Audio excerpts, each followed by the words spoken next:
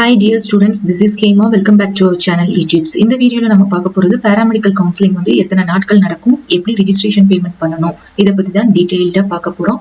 நீங்க நம்மளோட சேனலை வந்து பார்த்துட்டு இருக்கீங்க அப்படினா உங்களுக்கு பிடிச்சிருந்தா ப்ளீஸ் சப்போர்ட் பண்ணுங்க, சப்ஸ்கிரைப் பண்ணுங்க, மறக்காம பெல் நோட்டிஃபிகேஷனை கிளிக் பண்ணிக்கோங்க. அதே மாதிரி டெலிகிராம்ல ஜாயின் பண்ணிக்கோங்க. அப்பதான் நான் போடுற எந்த அப்டேட்ஸையுமே மிஸ் பண்ண மாட்டீங்க. ஓகே, இப்போ இந்த டிஸ்பிளேல பார்த்துட்டு இருக்கீங்க இல்லையா, இதுதான் இந்த paramedicalோடைய கவுன்சிலிங் ஷெட்யூல்னு சொல்லுவோம். அதாவது நம்மளுக்கு எப்போ கவுன்சிலிங் வந்து அட்டெண்ட் பண்ணணும் அந்த ஷெட்யூல் தான் இந்த மாதிரி ஃபர்ஸ்ட் என்ன பண்ணுவாங்க, அபிஷியல் வெப்சைட்ல வந்து நம்மளுக்கு ரிலீஸ் பண்ணுவாங்க. இதுல எஸ்பெஷலி ஸ்பெஷல் கேட்டகரியில இருக்கக்கூடிய ஸ்டூடெண்ட்ஸும் சரி, ஜெனரல் கேட்டகரியில இருக்கக்கூடிய மாணவர்களும் சரி, நீங்க ஆன்லைன்ல தான் என்ன பண்ண போறீங்க, கவுன்சிலிங் அட்டெண்ட் பண்ண போறீங்க. ஆன்லைன்ல தான் ரிஜிஸ்ட்ரேஷன் பேமெண்ட்டும் பண்ண போறீங்க. ஆன்லைன்ல தான் ரிசல்ட்டும் பார்ப்பீங்க. ஸோ ஸ்பெஷல் கேட்டகரி ஸ்டூடெண்ட்டுமே நீங்க வந்து டைரக்டா சென்னை கீழ்பாக்குக்கெல்லாம் போக வேண்டிய அவசியம் கிடையாது. நீங்க ஆன்லைன்ல பண்ணனாலே போதும். ஆன்லைன்ல அப்ளிகேஷன் ஃபார்ம் ஃபில் பண்ணீங்க இல்லையா, அதே மாதிரி நீங்க ஆன்லைன்ல கவுன்சிலிங் அட்டெண்ட் பண்ணிட்டு ஆன்லைன்லயே உங்களுடைய ரிசல்ட்டையும் நீங்க தெரிஞ்சுக்கலாம். ஓகே, இப்போ என்னென்ன ஸ்டெப்ஸ் அப்படின்னு பாத்தீங்கன்னா, மொத்தம் நம்மளுக்கு 4 நாட்கள் நடக்கும். ஸோ நம்மளுக்கு இந்த டேட்டும் டைம் இந்த மாதிரி கொடுப்பாங்க. 4 நாட்கள்ல ஃபர்ஸ்ட் ரவுண்டுக்கு கூப்பிடுவாங்க. ஃபர்ஸ்ட் ரவுண்ட்ல ஒரு குறைஞ்சபட்சம் ஒரு 10,000 பேரை வந்து கூப்பிடுவாங்க ஃப்ரம் கட் ஆஃப் பேஸ்ல, கம்யூனிட்டி அண்ட் கட் ஆஃப் பேஸ்ல.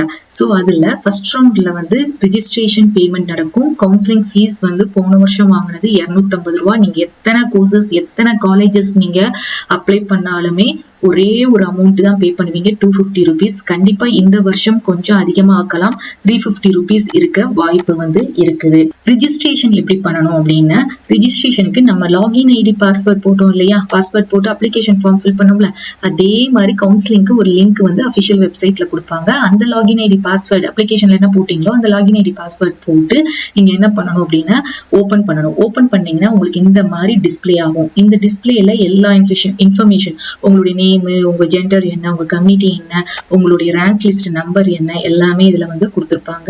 இங்க ரிஜிஸ்ட்ரேஷன் அப்படின்னு ஒண்ணு இருக்கு பாத்தீங்களா, இதை நீங்க கிளிக் பண்ணுவீங்க. இதை கிளிக் பண்ணீங்கன்னா உடனே பேமெண்ட் பேஜுக்கு வந்து ஓபன் ஆகும். அங்க நீங்க என்ன பண்ணணும்னா ஆன்லைன்ல பேமெண்ட் வந்து பண்ணணும். அதுக்கு அடுத்த ஸ்டெப் வந்து சாய்ஸ் ஃபில்லிங்.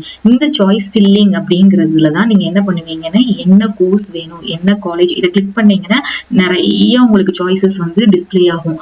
என்ன கோர்சஸ் எல்லாம் காலேஜ்ல இருக்குது அப்படிங்கிறது, போத் கவர்மெண்ட் காலேஜும் செல்ஃப் ஃபைனான்சிங் காலேஜஸும் இந்த 19 கோர்சஸுக்குமே டிஸ்பிளே ஆகும். அதை நீங்க வந்து எத்தனை கோர்சஸ் எத்தனை காலேஜஸ்னாலும் ஃபில் பண்ணிக்கலாம்.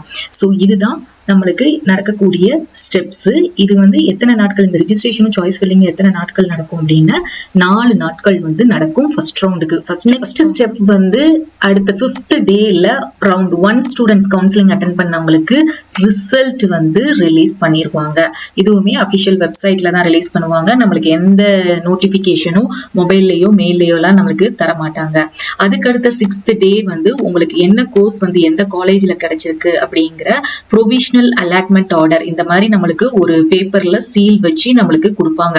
அந்த ஆர்டரை நம்ம டவுன்லோட் பண்ணி எடுக்கணும். எதுல டவுன்லோட் பண்ணி எடுக்கணும் அப்படின்னா, என்ன லாகின் ஐடி போட்டு நீங்க பாஸ்வேர்ட் போட்டு கவுன்சிலிங் அட்டெண்ட் பண்ணீங்களோ அதுல நம்மளுக்கு ஒரு லாஸ்ட் டேட் கொடுப்பாங்க. இங்க பார்த்தா உங்களுக்கு தெரியும், last date for downloading allotment order அப்படின்னு கொடுத்துருக்காங்க இல்லையா. ஸோ இமீடியட்டா நீங்க இதை லாகின் பண்ணி நீங்க உங்களுடைய அலாட்மெண்ட் ஆர்டரை டவுன்லோட் பண்ணி எடுத்துக்கிடணும். அதுக்கு அடுத்து என்ன ஸ்டெப் அப்படின்னு பாத்தீங்கன்னா, உங்களுக்கு ஒரு 10 நாட்கள் கொடுப்பாங்க. உங்களுக்கு எந்த காலேஜ்ல எந்த கோர்ஸ் கிடைச்சிருக்கோ அந்த காலேஜ்ல போய் ரிப்போர்ட் பண்ணணும். ரிப்போர்ட்னா என்னன்னா, நம்ம கிடைச்ச காலேஜ்ல நம்ம சீட்டை வந்து கன்ஃபார்ம் பண்ணிக்கிடணும். செகண்ட் ரவுண்ட் வந்து எப்ப ஸ்டார்ட் பண்ணுவாங்க அப்படின்னா, ஃபர்ஸ்ட் ரவுண்டோடைய ரிசல்ட் 5th டே ரிலீஸ் பண்றாங்க இல்லையா, அதுக்கு அடுத்த மறுநாள் 6th டே என்ன பண்ணிருவாங்கன்னா செகண்ட் ரவுண்ட் கவுன்சிலிங்க்கு வந்து நம்மளுக்கு கவுன்சிலிங் தொடங்கிடுவாங்க, ஸ்டார்ட் பண்ணிடுவாங்க. ஸோ அதே மாதிரிதான் செகண்ட் ரவுண்டோடைய ரிசல்ட் ரிலீஸ் ஆன உடனே மறுநாள் தேர்ட் ரவுண்டோடைய கவுன்சிலிங் வந்து தொடங்கிடுவாங்க. ஸோ குறைஞ்சது பாத்தீங்கன்னா உங்களுக்கு கவுன்சிலிங் நீங்க அட்டெண்ட் பண்ண போறது 4 நாட்கள். அதுக்கு அடுத்த ஸ்டெப் வந்து ரிசல்ட் 5th 6th ஸ்டெப் வந்து உங்களுக்கு என்ன காலேஜ் கிடைக்கிறங்க கன்ஃபர்மேஷனை டவுன்லோட் பண்ணி எடுக்கணும். அதுக்கடுத்த ஒரு 10 நாட்களுக்குள்ள அந்த காலேஜ்ல போய் உங்க அட்மிஷன் சீட்டை வந்து நீங்க கன்ஃபார்ம் பண்ணிக்கிடணும். தேங்க்ஸ் ஃபார் வாட்சிங்.